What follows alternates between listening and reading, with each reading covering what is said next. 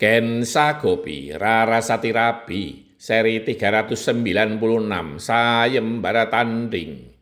Bupati Probo Sakti langsung menggebrak pertahanan Ki Demang Udowo. Dengan tendangan kaki kiri dan kanan bergantian, ia ayunkan ke tubuh Ki Demang Udowo. Ki Demang Udowo hanya bisa menangkis dan menghindar. Namun Bupati Probo Sakti terus-menerus melancarkan serangan. Dalam suatu kesempatan, tendangan Bupati Probo Sakti tepat mengenai lambung Ki Demang Udowo. Ki Demang Udowo terdorong sedikit ke samping. Walau ia sudah melindungi diri dengan ilmu kebal dan mulut sawah, namun tendangan lawannya itu tidak meleset karena menghantam bidang yang lekuk.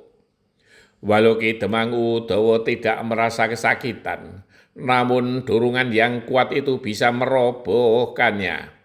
Ki Demang Udowo bisa menduga bahwa andalan dari Bupati Probo Sakti bertumpu pada kekuatan kakinya. Melihat lawannya terdorong surut oleh hantaman kakinya, Bupati Probo Sakti terus melancarkan serangan dengan tendangan-tendangan kaki kiri dan kanan bergantian. Ki Demang Udowo belum mendapatkan peluang untuk menyerang balik karena begitu gencarnya serangan Bupati Probo Sakti. Para penonton menahan nafas. Mereka melihat Ki Demang Udowo sepertinya kewalahan menahan serangan-serangan lawannya.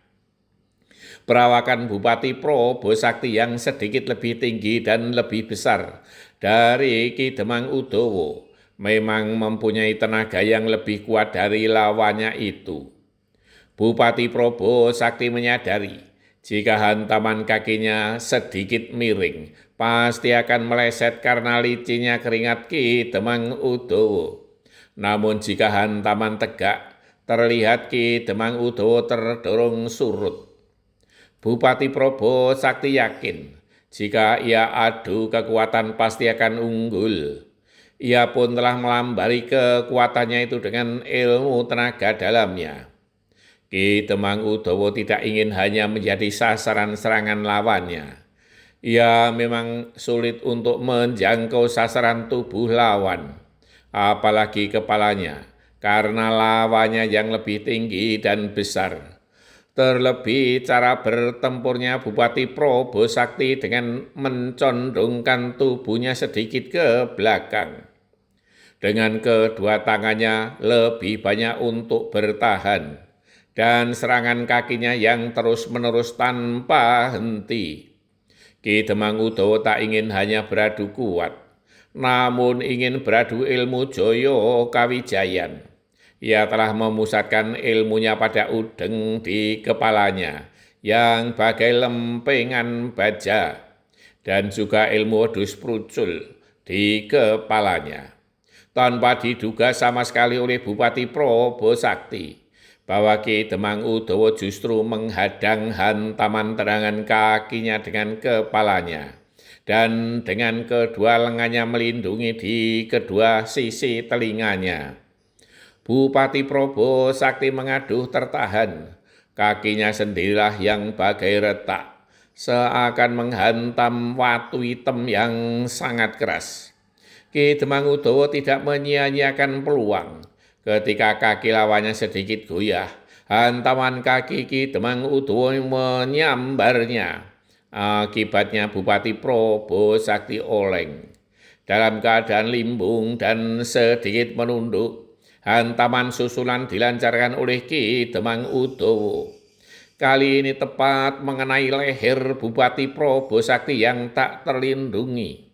Bupati Probo Sakti terjerembab ke lantai arena. Sorak-sorai penonton menggema di alun-alun itu. Para penonton yang seakan menahan nafas sepanjang berlangsungnya pertarungan kini seakan mendapatkan pelampiasan untuk melepaskan ketegangan.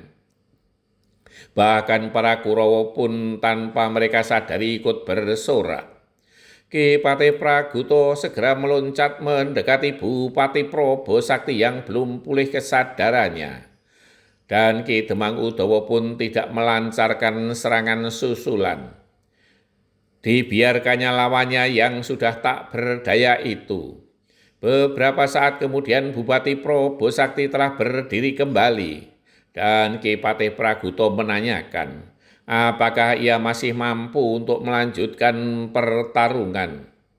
Bupati Probo Sakti pun mengangguk tanda siap untuk bertempur kembali. Para penonton pun kembali bersorak, terutama mereka yang sejak semula menjagokan Bupati Probo Sakti. Bersambung. Dalam olahraga, seorang pemain yang bagus pun belum menjamin sebuah kemenangan. Namun strategi bertandinglah yang ikut menentukan sebuah keunggulan.